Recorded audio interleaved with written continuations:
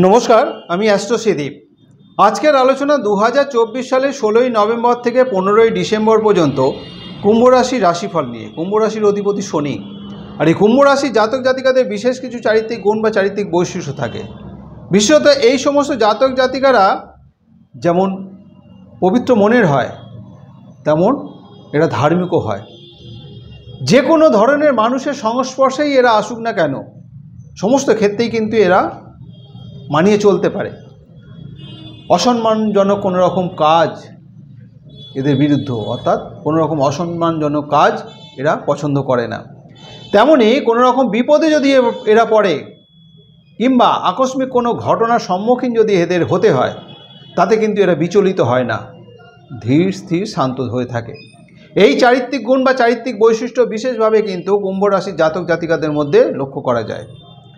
মূল আলোচনায় যাওয়ার আগে প্রথমে কিন্তু আমরা এই সময়কার গ্রহদের অবস্থানটা একটু জেনে নেব, কারণ বর্তমান সময়ে গ্রহদের অবস্থানের পরিপ্রেক্ষিতে যেহেতু এই রাশিগত ফলাফল, তাই বর্তমান সময়ে গ্রহরা কে কোথায় অবস্থিত রয়েছে সেটা আমাদের জানাটা একটু প্রয়োজন আছে। প্রথমত, রাশি অধিপতি শনি স্বক্ষেত্রে অর্থাৎ কুম্ভ রাশিতে শতভিষা নক্ষত্রে অবস্থিত।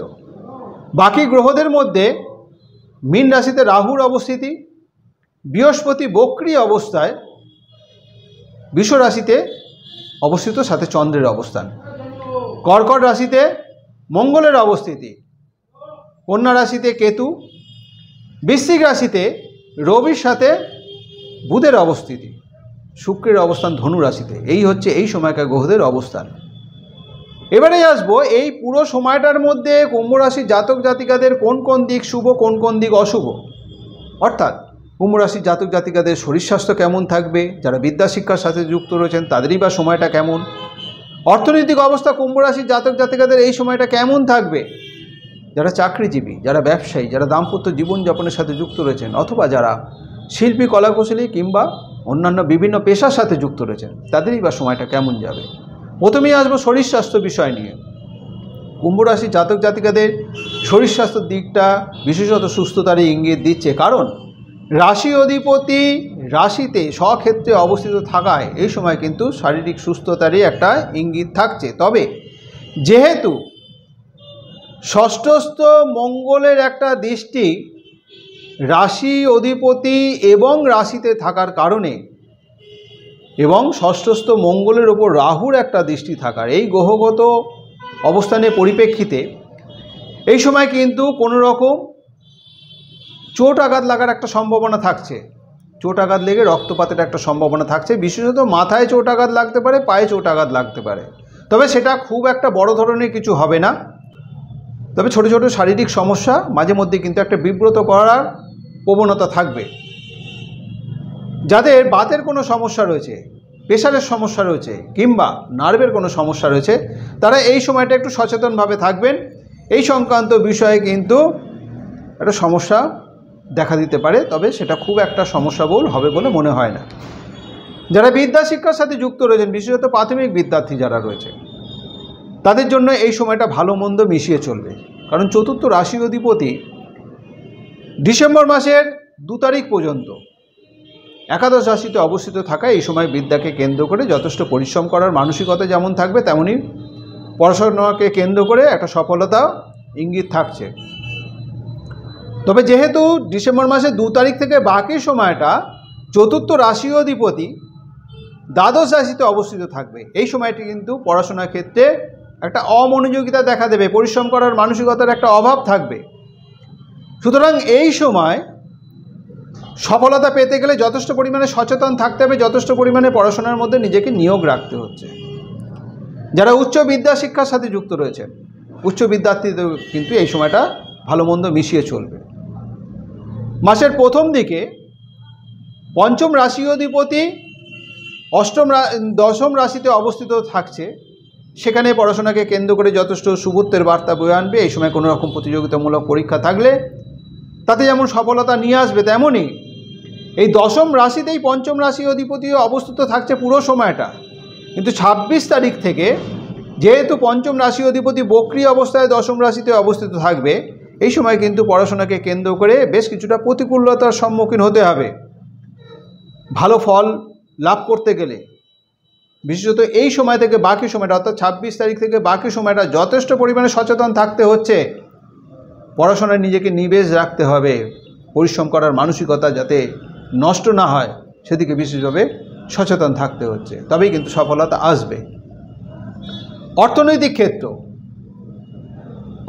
ক্ষেত্র কিন্তু খুব একটা অনুকূলে থাকছে না কুম্ভ রাশির জাতক জাতিকাদের, কারণ ধন রাশি অধিপতি এবং আয় রাশি অধিপতি চতুর্থ রাশিতে ষষ্ঠস্থ মঙ্গলের নক্ষত্রে বক্রী অবস্থায় অবস্থিত থাকছে। ধনরাশিতে রাহুর অবস্থিতি এবং ষষ্ঠ রাশিস্থ মঙ্গলের উপরে রাহুর একটা দৃষ্টি, সেই মঙ্গল রাশিতে এবং রাশি অধিপতির ওপর দৃষ্ট হওয়ায় এই গ্রহগত অবস্থানের পরিপ্রেক্ষিতে অর্থনৈতিক দিকটা কিন্তু খুব একটা শুভত্বের বার্তা থাকছে না কুম্ভ রাশির জাতক জাতিকাদের এই সময়। অর্থনৈতিক বিষয়কে কেন্দ্র করে মাঝে মধ্যেই কিন্তু একটা উদ্বিগ্নতা দেখা দেবে, যথেষ্ট পরিমাণে ব্যয়ের একটা প্রবণতা থাকবে, আর ব্যয়বহুলতার কারণে এই সময় কিন্তু কোনো ক্ষেত্রে ঋণ পর্যন্ত করতে হতে পারে। সুতরাং অর্থনৈতিক বিষয়ে কুম্ভ রাশির জাতক জাতিকাদের এই পুরো সময়টায় একটু সচেতনভাবে থাকতে হচ্ছে। যারা চাকরিজীবীদের জন্য কিন্তু কর্মক্ষেত্রে বেশ কিছুটা বিরুদ্ধ পরিবেশের সম্মুখীন হতে হবে। কর্ম রাশি অধিপতি ষষ্ঠ রাশিতে নিচস্থ অবস্থায় অবস্থিত হয়ে রাহু দ্বারা দৃষ্ট এবং কর্মরাশিতেও রাহু এবং শনির দৃষ্টি থাকার কারণে এই সময় কিন্তু বেশ প্রতিকূল পরিস্থিতির সম্মুখীন হতে হবে। কর্মক্ষেত্রে নিজের যাতে কোনো রকম ভুল ভ্রান্তি না হয় সেদিকে যেমন সচেতন থাকতে হচ্ছে, অন্য কোনো সহকর্মী দ্বারাও যাতে কোনো রকম ক্ষতিগ্রস্ত না হয় সেদিকেও সচেতন থাকতে হবে। ঊর্ধ্বতন কর্তৃপক্ষ এবং সহকর্মী সকলের সাথে যাতে সুসম্পর্ক বজায় রেখে চলা যায় বিশেষভাবে নজর রাখতে হবে। কথাবার্তা নিজে ব্যবহারে কিন্তু খুব সচেতনভাবে থাকতে হচ্ছে। তাছাড়াও কোনো রকম অসৎ উপায় উপার্জনের প্রবণতা তার থেকে যেমন দূরে থাকতে হবে। অসৎ মানুষের সান্নিধ্য সম্পর্কেও কিন্তু সচেতন থাকতে হচ্ছে, নতুবা কিন্তু এই অসৎ উপায় উপার্জন কিংবা অসৎ মানুষের সান্নিধ্য ক্ষতিগ্রস্ত হওয়ার সম্ভাবনা থাকবে কর্মক্ষেত্রে। সুতরাং সচেতন থাকতে হচ্ছে। যারা ব্যবসা বাণিজ্যের সাথে যুক্ত রয়েছেন ব্যবসা ক্ষেত্রে বিশেষত শুভই বলা চলে। সপ্তম রাশি অধিপতি দশম রাশিতে অবস্থিত থাকায় এই সময় কিন্তু ব্যবসা ক্ষেত্রে শুভ ফলের নির্দেশ করছে। নতুন যোগাযোগ বৃদ্ধি পাবে এবং আয় উপার্জনও বৃদ্ধি পাবে, কিন্তু এই যোগাযোগগুলোর দিকেও কিন্তু বিশেষভাবে সচেতন থাকতে হবে। কোনো রকম হঠকারী সিদ্ধান্ত নেওয়া যাবে না। হঠাৎ কোনো রকম প্রতিকূল পরিস্থিতির সম্মুখীন হওয়ার সম্ভাবনা যেমন থাকছে তেমন সেটা কিন্তু খুব একটা সমস্যাবহুল হবে বলে মনে হয় না, অর্থাৎ সেটা ব্যবসাকে কেন্দ্র করে খুব একটা ক্ষতির সম্মুখীন না হওয়ারই সম্ভাবনা থাকছে। সচেতনভাবে চললে কিন্তু এই সমস্ত বিষয়কে একটু এড়িয়ে যাওয়া সম্ভব হবে।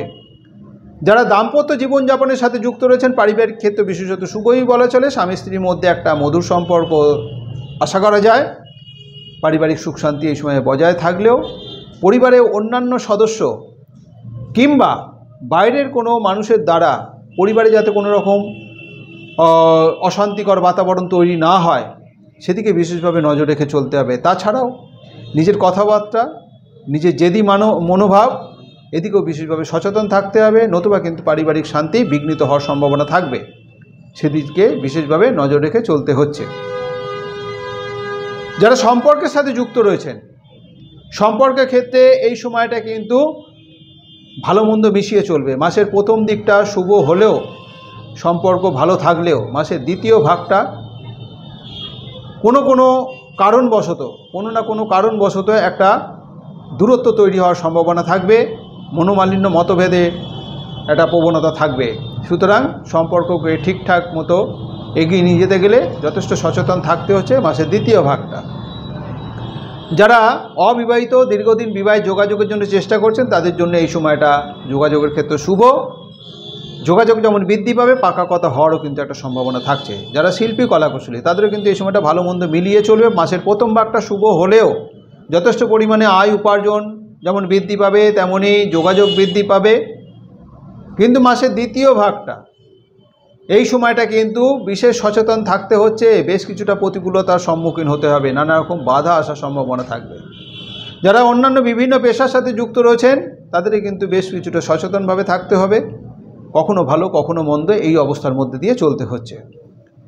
কুম্ভ রাশির জাতক জাতিকারা যারা ধনিষ্ঠা নক্ষত্রে জন্মগ্রহণ করেছেন তাদের জন্য নভেম্বর মাসের 16, 19, 23, 29, ডিসেম্বর মাসের 3, 5, 11, 14 তারিখ শুভ। যাদের জন্ম নক্ষত্র শতবিশা তাদের জন্য নভেম্বর মাসের 18, 21, 24, 27 এবং ডিসেম্বর মাসের 1, 6, 10, 15 তারিখ শুভ। যাদের জন্ম নক্ষত্র পূর্ব ভাদ্রপদ তাদের জন্য নভেম্বর মাসের 20, 22, 25, 30 এবং ডিসেম্বর মাসের 2, 7, 9, 12 তারিখ শুভ। শুভ দিক হিসেবে দক্ষিণ দিক আপনাদের জন্য শুভ। শুভ বার শনিবার এবং বুধবার। শুভ রং নীল রং এবং সবুজ রং। যে কোনো শুভ কাজের দিন যদি শনিবার অথবা বুধবারটাকে বিশেষভাবে ব্যবহার করা হয়, তার সাথে সাথে নীল রং কিংবা সবুজ রঙের পোশাক যদি ওই শুভ কাজের দিনে বিশেষভাবে ব্যবহার করা হয় তাহলে শুভ ফল লাভের সম্ভাবনা অনেকাংশে বৃদ্ধি পাবে। আমার এই যে আলোচনা, এই যে রাশিগত ফলাফল, এটা বিশেষত এই সময়কার গ্রহদের অবস্থানের পরিপ্রেক্ষিতে। কুম্ভ রাশি জাতক জাতিকাদের ব্যক্তিগত জন্ম রাশিচক্রে গ্রহদের অবস্থান যদি শুভ অবস্থায় থাকে এবং তার সাথে সাথে বর্তমান গ্রহদের দশা অন্তর্দশার ফলাফল যদি শুভত্বের দিকে ইঙ্গিত দেয় তাহলে শুভ ফলের পরিমাণ যেমন বেশি হবে, তেমনই কুম্ভ রাশি জাতক জাতিকাদের ব্যক্তিগত জন্ম রাশিচক্রে গ্রহদের অবস্থান যদি অশুভ অবস্থায় থাকে এবং তার সাথে সাথে বর্তমান গ্রহদের দশা অন্তর্দশার ফলাফল যদি অশুভত্বের দিকে ইঙ্গিত দেয় তাহলে শুভ ফল লাভের সম্ভাবনা অনেকাংশে কম হবে।